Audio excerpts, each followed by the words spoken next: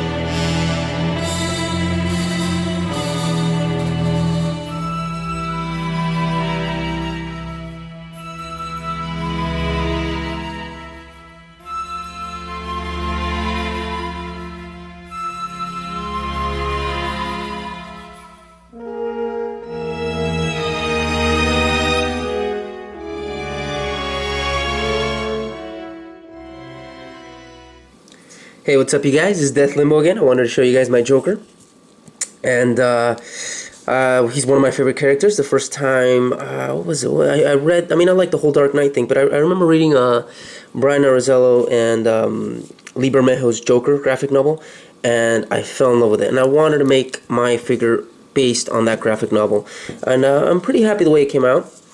And yeah, you know, I feel like I can do a couple changes, but other than that, it's whatever, you know.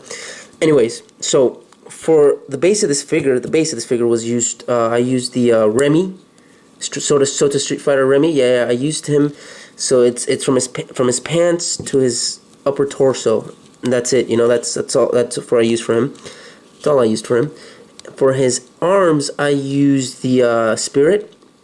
For his arms, I used the Spirit, and for the coat, I used Revolver Ocelot McFarlane Metal Gear Solid figure, you know, and I like that. I like that whole the way it feels and everything. It's got that plasticky. I like it. Anyways, and for his hands, I'm not sure what I want to see Spirit for his hands. I'm not sure though, but I had a dilemma for the reason being that I love his hands, but I just couldn't. There was no pegs in them, and then like there's no pegs here.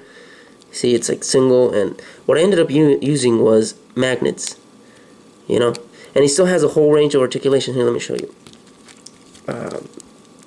See, there's a magnet there, and magnet there, and yeah, you know, he still has this whole range. You can still move his hands left and right, you know, for whatever.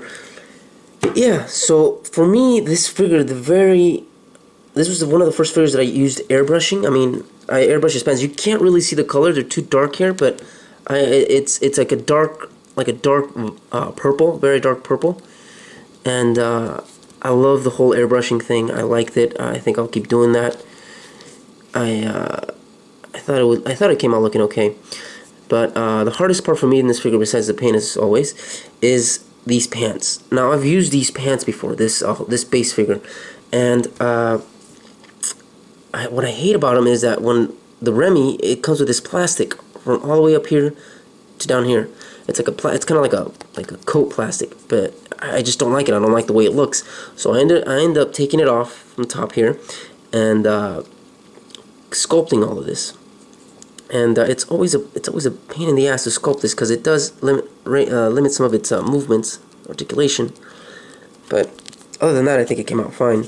Now, for the head, I used Aiden, Sota Street Fighter Aiden, and I used a smirking face. I like the way I saw that face and I fell in love with it. I was like, hey, you know what, this face would be perfect to create a Joker. So I ended up doing that. I sculpted, like I said, the pants, the bottom of the pants. I sculpted the vest, buttons, the collar for his shirt, the collar for his coat, and I sculpted hair. This is the second time that I've sculpted hair before. I think it came out looking okay. I mean, still learning. I sculpted his scar here.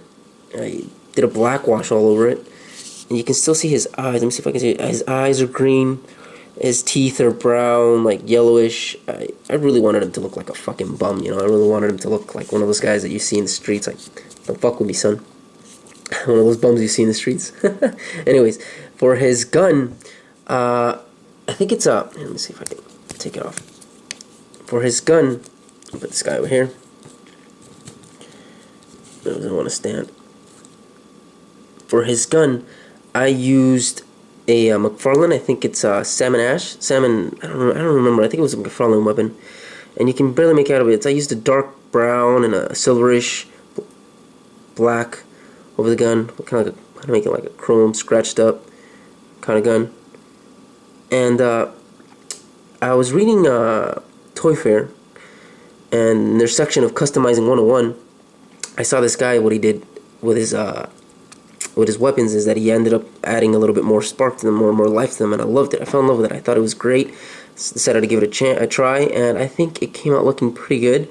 Something I think the Joker would be definitely doing, obviously. And yeah, you know, I think the execution came out good.